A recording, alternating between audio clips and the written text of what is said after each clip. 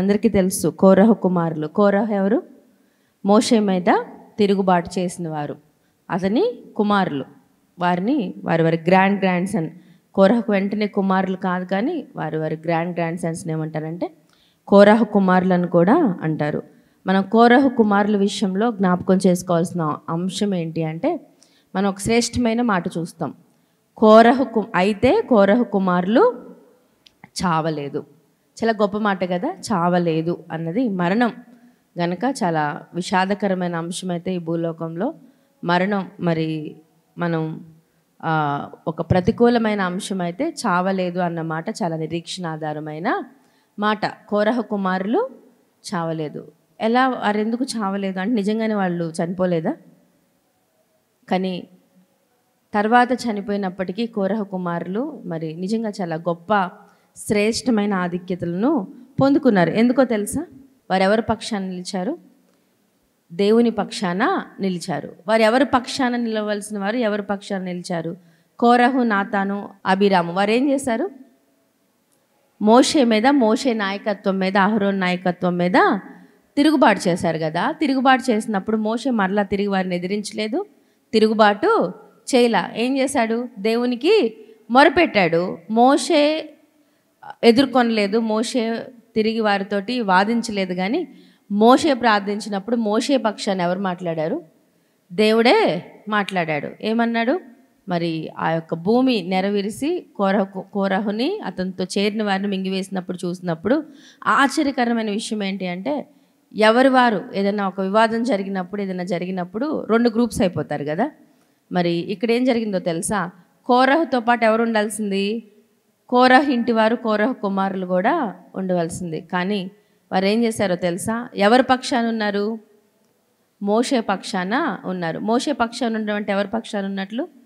దేవుని పక్షాన ఉన్నట్లు. కాబట్టి వారు చావలేదు అనే శ్రేష్టమైన మాట మనం నేర్చుకుంటాం. తర్వాత మరి కీర్తనలో మరి వారు రాసినవి చాలా, కోరహు కుమారులు రాసినవి చాలా శ్రేష్టమైన కీర్తనలు. వాటిలో 88వ కీర్తన మనం ధ్యానం చేసినట్లయితే, ఇది రాసింది ఎవరు అంటే ఎజ్రాహీడైన హేమాను. ఏమనుంది అక్కడ చూడండి, కోరహు కుమారుల యొక్క కీర్తన. మరి ఈ కీర్తన మనం ఆలోచిస్తే కీర్తనలన్నిటిలోటి చాలా విచారమైన కీర్తన. ఇంత విషాద సమయంలో కూడా నిజంగా కోరహు కుమారులు, ఆ యొక్క హేమాను నిజంగా దేవుని మీద ఎంత ఆధారపడ్డాడంటే, ఒక్కొక్కసారి మన జీవితంలో కూడా చాలా ప్రార్థనలు చేసినప్పుడు, దేవుడు మనకు అవసరం అనిపించినప్పుడు, మనం చాలా డార్కెస్ట్ పీరియడ్లో, చాలా టఫ్ టైమ్స్ మన జీవితంలో మనం ఎదుర్కొంటూ ఉన్నప్పుడు, మనం ఆ ఎదుర్కొంటున్న సమయంలో మనల్ని ఆ పరిస్థితులు కాదు కానీ మనల్ని ఎక్కువ ఏం బాధిస్తుంది అంటే, దేవుడు మౌనంగా ఉన్నాడా, దేవుడు మన విషయంలో జోక్యం చేసుకోడా. మనల్ని ఎవరైనా కష్టపెట్టినప్పుడు కూడా అంతే కదా,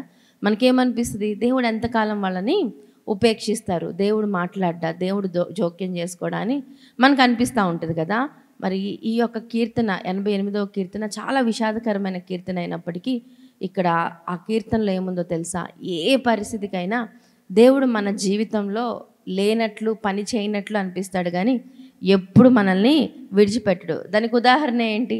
యేసుక్రీస్తు ప్రభువారు ఏమన్నారు? ఆయన గెత్సేమనే తోటలో ప్రార్థన చేసినప్పుడు, ఈ గిన్నె నా యొద్ద నుండి తీసివేయమన్నారు. తీసివేశారా దేవుడు? అప్పుడే ఏమనుకోవచ్చు అంటే, కుమారుడు భరించలేనటువంటి ఆ ఉగ్రత మరి యేసుక్రీస్తు ప్రభువారు సిలువలో ఆయన కూడా ఈ యొక్క కీర్తనలో లాగానే మరేమన్నాడు? నా దేవా నా దేవా నా చేయి ఎందుకు విడిచితివి. నిజంగా చేయి విడిచిపెట్టాడా దేవుడు? దేవుడు పని చేయలేదా? మరి మన జీవితంలో కూడా అంతే. అటువంటి పరిస్థితులు మన జీవితంలో వచ్చినట్లు ఉంటాయి. కానీ మనం నేర్చుకుంటాం కదా. 23వ కీర్తన, గాఢాంధకారపు లోయలలో నేను సంచరించినను. ఆ గాఢాంధకారపు లోయల్లో మనకి ఎవరైనా కనిపిస్తారా? ఎవరు కనిపించరు, ఎవ్వరూ లేనట్లే అనిపిస్తారు.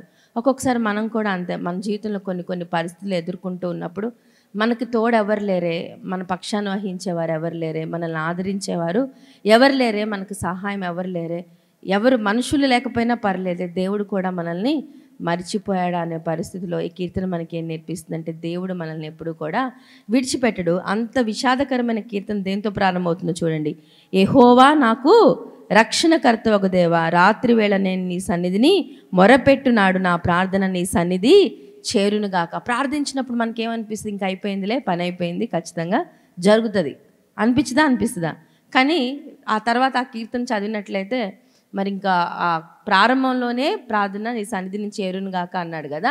ఇంకా ముగింపులోకి వచ్చేసరికి దేవుడు ఆన్సర్ చేసేస్తాడని అనిపిస్తుంది కదా. కానీ ఆ కీర్తన అలా ముగించబడదు. ఒక్కొక్కసారి అంతే, మనం ప్రార్థిస్తూ ఉన్నప్పుడు వాటికి జవాబు లేదు అనిపిస్తుంది. కానీ అటువంటి సమయంలో మనం ఏం తెలుసుకుంటామో తెలుసా? ఇంకా దేవుణ్ణి ఇంకా దేవునికి దగ్గర అవుతాం.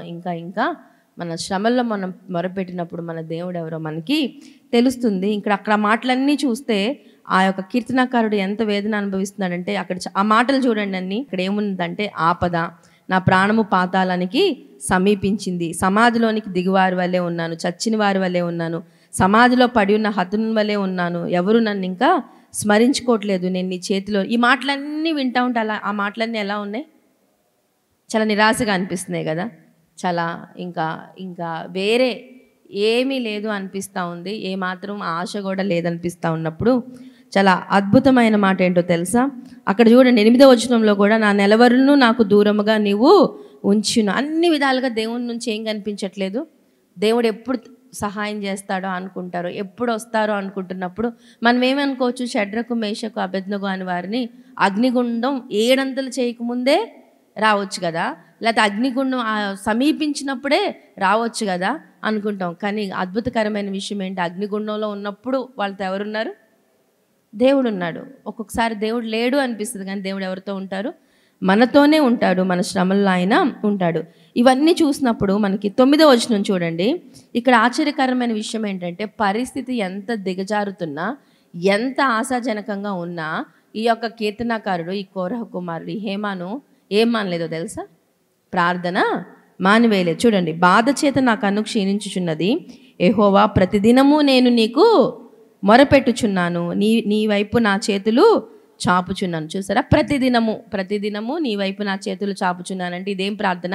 ఎడతెగని ప్రార్థన, మానని ప్రార్థన. కాబట్టి మన జీవితంలో ఎటువంటి పరిస్థితుల్లోనైనా మనకు ఉండాల్సింది ఏంటో తెలుసా? Constant prayer. ఎప్పుడు కూడా మనం ఏం చేస్తూ ఉండాలి?